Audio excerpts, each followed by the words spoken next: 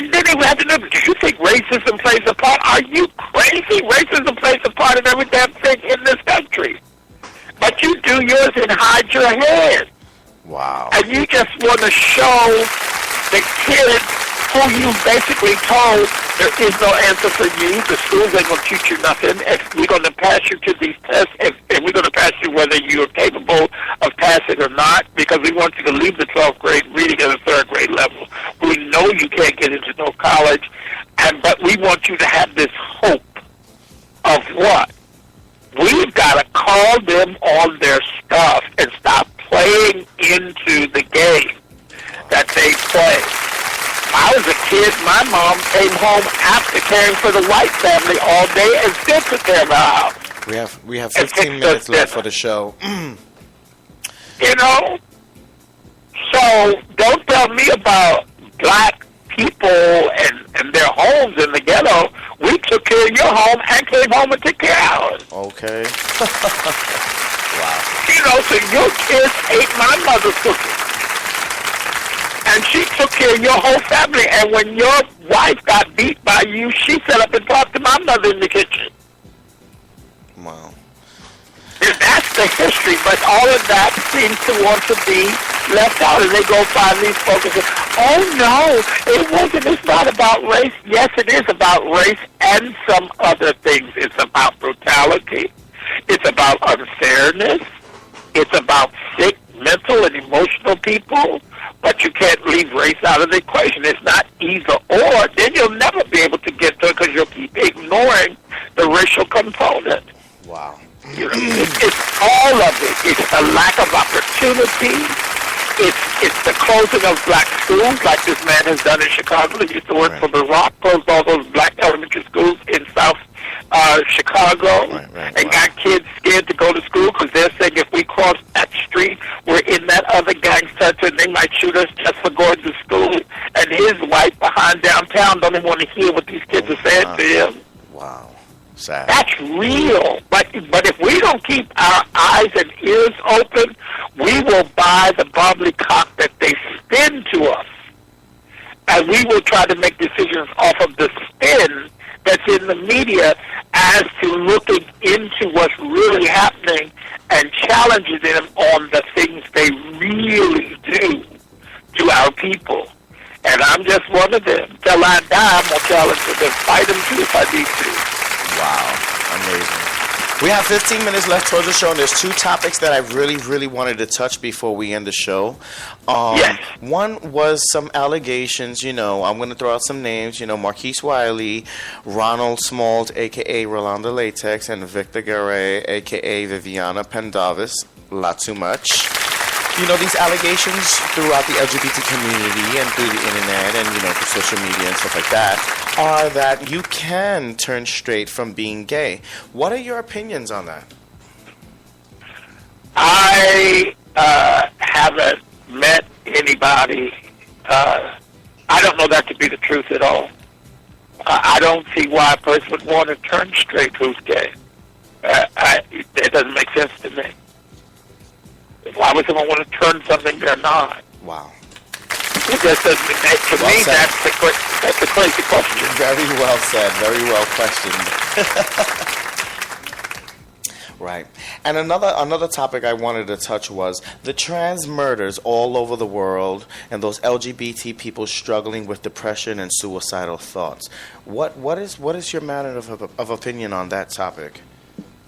Well, there again, that goes all the way back to when Ronald Reagan chose to close mental health facilities, and all of a sudden we started seeing people on the streets living out of supermarket baskets and sleeping all along the ground.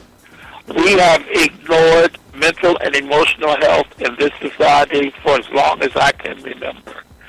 One of the things I talk about in my book is how when I felt at 15 that I needed to get rid of myself because of something that had happened between a neighborhood boy and myself, and it seemed like everybody was turning on me. It was a blessing in disguise because my natural mother, who I'd never lived with, was a custodian at a local hospital. And in Baltimore, we have a great medical system because Johns Hopkins is there and several other teaching hospitals that are very worldwide. And because of that, I was able to get the kind of care and treatment that only rich kids could have gotten. And so when they said, well, he can't go back home with his godparents, we need to put him in a care facility, I wound up in a psychiatric unit that only very wealthy white kids were in. And my doctor was a foreign exchange student, Dr. Freud, and they were light years ahead of the American psychiatrists around sexual orientation. So the first thing she said to me is, I can't do what people want to happen to you, but I can teach you how to accept yourself and go ahead and have a successful life. Well, I had never heard anything like that, But I say that too, as a 15-year-old boy, that detour with Dr. Freud, just like being with Reverend Wood, allowed me the opportunity to come through the fog of confusion and really access good mental health and to understanding that's what it is, health, not you're crazy.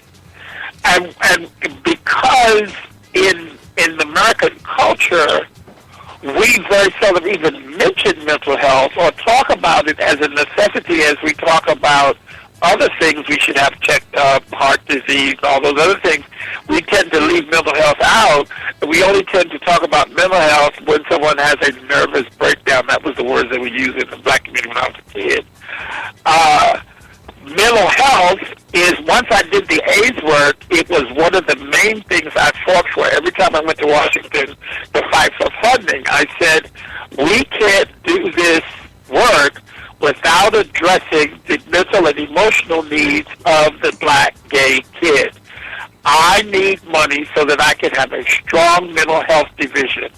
I need licensed clinical social workers who have specialties around mental health.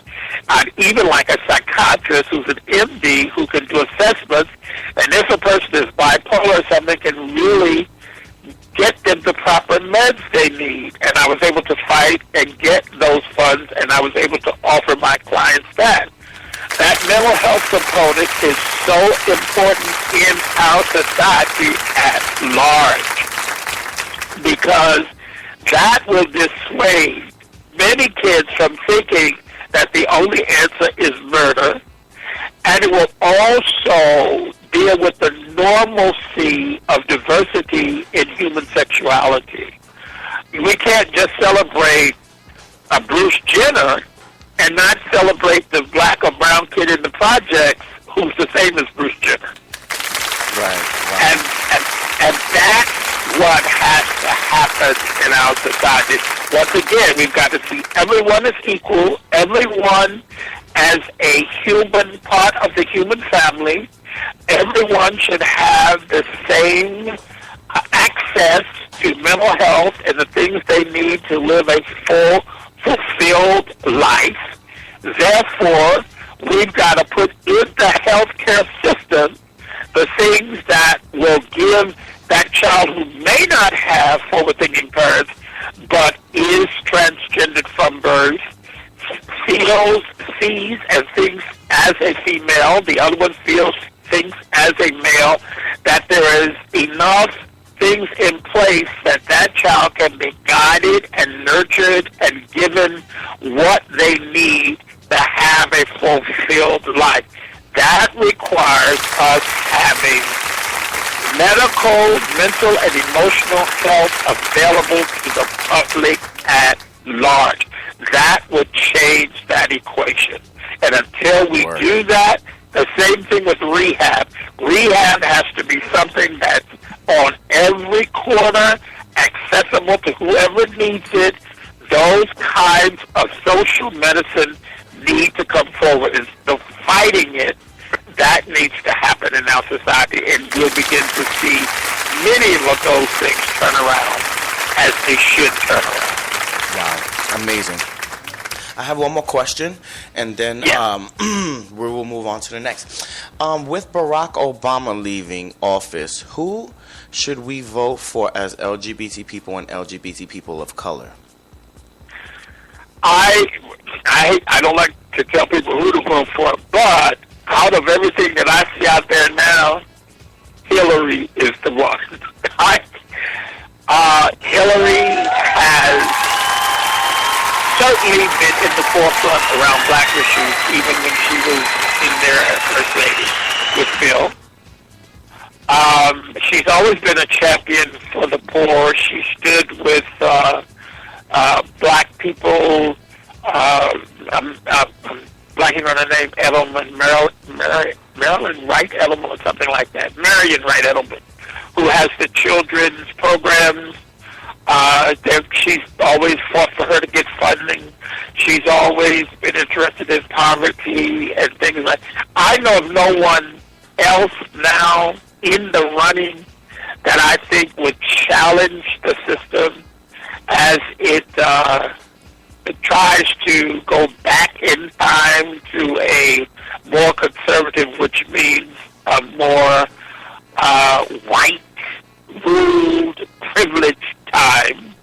I know of no one that's running now that purposely, publicly has fought many of those fights and has been on the right side of the issues when it comes to gay and lesbian people and people of color.